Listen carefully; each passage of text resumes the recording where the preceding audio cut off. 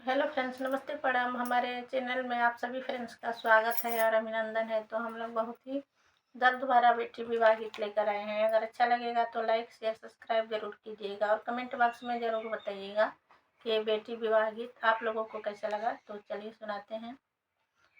कहवा तू गइला बाबा भोर बिनु सारावा हो, कहवा से अइला आधी रात जी, कहवा तू गइला बाबा भोर बिनु सारावा हो, कहवा से अइला आधी रात जी। बर खोजे गइनी बेटी भर बिनु सारावा हो, बर खोजी आइनी आधी रात जी। बर खोजे गइनी बेटी भर बिनु सारावा हो, बर खोजी आइनी आधी रात जी।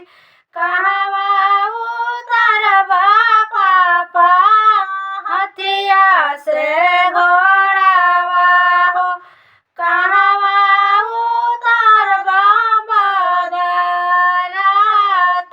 जी।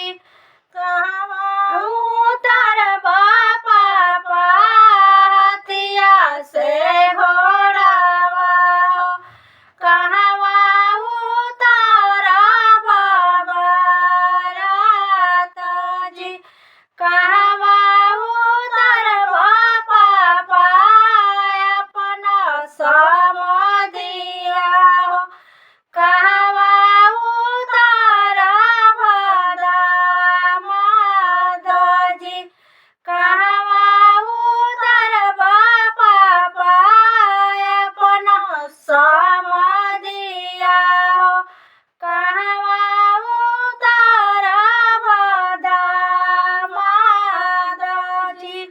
बगी